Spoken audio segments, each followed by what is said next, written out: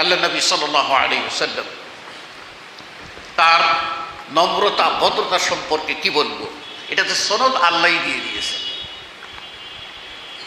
সময় কম, এটা অন্তত 2-1 ঘন্টা চালিয়ে যাওয়া দরকার, কিন্তু আমি শর্ট করে ফেলব। আল্লাহ নবী সাল্লাল্লাহু আলাইহি ওয়াসাল্লাম যে নম্র ভদ্র ব্যবহারের মানুষ ছিলেন তার সাক্ষী স্বয়ং আল্লাহ। প্রথমেই আল্লাহ বলছেন বিসমিল্লাহির রহমানির রহিম, ইয়াসিন ওয়াল কুরআনিল হাকীম ইন্নাকা লামিনাল মুরসালিন আলা সিরাতিন মুস্তাকিম। ইয়াসিন শপথ খেয়েছেন, বিজ্ঞানময় কোরআনের শপথ করে বলছেন যে হে নবী, তুমি সমস্ত নবী ও রসুল যে পথের সেই পথেরই তুমি একজন রসুল, আর তুমি আছো সিরাতে মুস্তাকিমে, যে পথের শেষ ঠিকানা হলো আল্লাহর দিদার, যে পথের শেষ ঠিকানা হলো জান্নাত, সেই পথের উপরে আছো। আল্লাহ সনদ দিচ্ছে। এবার নবীর চরিত্র সম্পর্কে আল্লাহ বলছেন, আল্লাহ রাব্বুল আলামিন বলছেন যে চরিত্র কিরকম নবীর, ইন্নাকা লাআলা খুলুকিন আযীম, তুমি মহান চরিত্রের উপরে আছো। এবার আল্লাহ রাব্বুল আলামিন বলছেন আখিরাত চান, জান্নাত চান, আখিরাত কি আপনি চান? আখিরাতে সফলতা, বেহেশত কি আপনি চান? তাহলে আপনাকে ফলো করতে হবে এমন একজন মানুষকে যিনি মানবীয় সকল গুণে শ্রেষ্ঠ গুণের অধিকারী। সেজন্যই আল্লাহ রাব্বুল আলামিন বলছেন যে মান কানা ইয়ারজুল্লাহ ওয়াল ইয়াউমাল আখির ওয়া যাকারাল্লাহ কাসীরা, তার জন্য কে? মুহাম্মদ সাল্লাল্লাহু আলাইহি ওয়াসাল্লাম উসওয়াতুন হাসানা। এবার নবী সাল্লাল্লাহু আলাইহি ওয়াসাল্লামের চলাফেরা সম্পর্কে আল্লাহ কি বলছেন? আল্লাহ রাব্বুল আলামিন বলছেন লাকাদ জাআকুম রাসূলুম মিন আনফুসিকুম আজিজুন আলাইহি মা আনিতুম হারিসুন আলাইকুম বিল মুমিনিনা রাউফুর রহিম। আপনাদের কষ্ট হচ্ছে? আল্লাহ বলছেন, এই আয়াতটা একটু মর্ম বুঝবেন। আল্লাহ বলছেন লাকাদ জাআকুম, তোমাদের কাছে আসছেন, রাসূলুম মিন আনফুসিকুম, তোমাদের মধ্য হইতে একজন রসুল।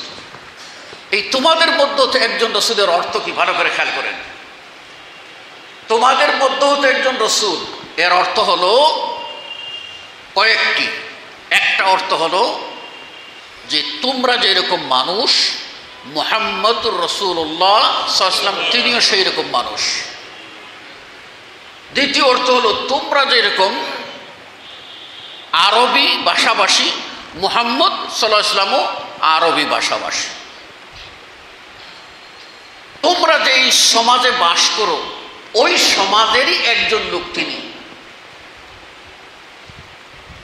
আর তোমাদের মধ্যে যিনি শ্রেষ্ঠ তাকেই তোমাদের সামনে উপস্থাপন করা হলো। তাহলে মুহাম্মদ সাল্লাল্লাহু আলাইহি ওয়াসাল্লাম সমাজের একজন মানুষ। এবার তার গুণ বলছেন আজিজুন আলাইহি মা আনিতুম, তোমরা এই মক্কার কাফেররা, মুশরিকরা যত প্রকার তাআন্নুত করো না কেন, যত প্রকার তোমরা জুলুম গালমন্দ সব কিছু তোমরা দিচ্ছ, এই সব কিছুকে তিনি নরম দিলে হজম করে নিচ্ছেন। এইরকম একখানা দিল দিয়ে আমি মুহাম্মদকে পাঠিয়েছি। সুবহানাল্লাহ, সব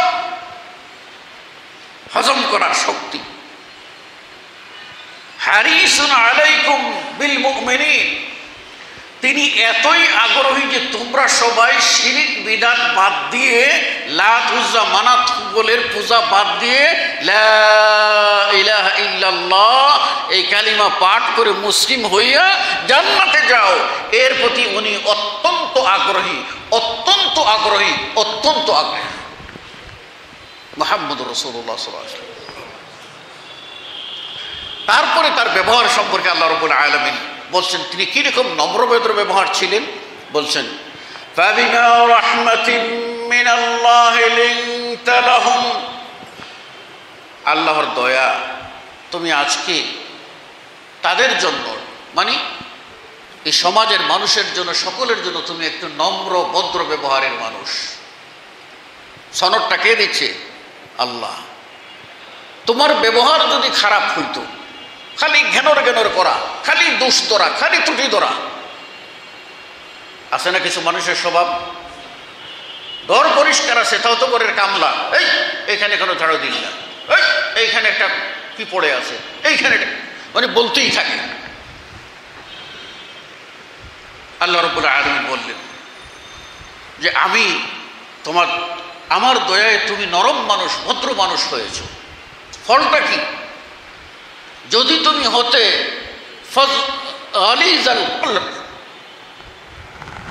রূঢ় কঠিন ব্যবহার, শক্ত ব্যবহার তোমার যদি হতো, লানফাযু মিন হাওলি, তোমার পাশে একজনকেও পেতে না, সব সরে যেত।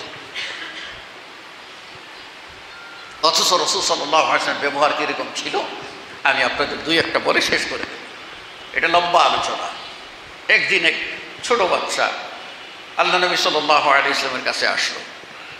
তো রাসূল সাল্লাল্লাহু আলাইহি ওয়াসাল্লাম বাচ্চাকে একটু চুমু দিলেন, আদর করলেন। এইখানে আবার একটা নোট মনে রাখেন, আমারে সব সময় পাবেনও না, আমি অত বড় মামের মানুষও না, কিন্তু একটা নোট দেওয়া যায়, এই নোটটা আজীবন কাজে লাগবে। হাজার হাজার আলেমন আমাদের জিজ্ঞেস করেন কিয়ামত পর্যন্ত, এটা ভালো নোট দিয়ে যায়। বাচ্চাকে চুমু দেবেন, চুমুটা কোথায় দেবেন? তার কপালে অথবা তার হাতে। সন্তান বাবাকে চুমু দেবে তার কপালে অথবা তার হাতে, তার গালে চুমু দেওয়া যাবে না। ঠিক আছে কিনা? মনে থাকবে? মনে থাকবে তো? ওই যে অনেকে ঈদের দিনে পাগলামি শুরু করে যে কুলাকুলি, এই কুলাকুলি করাটা এই একজন আরেকজনের দইরা বুকের ভিতরে নিয়ে চাপ দিয়া যেই রকম পাশরাপাশরি করে, এইরকম সাফাসাফি বাবা এটা গড়ে গিয়া বাড়িওয়ালি থাকলে ওই জায়গায় ওই সাফাসাফি এক মুসলিম আরেক মুসলিমই করবে না। মুসলিম শুধু কি করবে? ঘাড়ের সাথে ঘাড় মিলাইয়া মুআনাকা করবে, মুসাদারা করবে না। সদর মানে বক্ষ, বক্ষ বক্ষ লাগাইবে না। ওটা লাগানোর জায়গা যেখানে আছে সেখানে যাও। এক মুসলিম আরেক মুসলিমের ঘাড়ের সাথে কাঁধের সাথে শুধু কাঁধটা লাগাও, এটাই তো।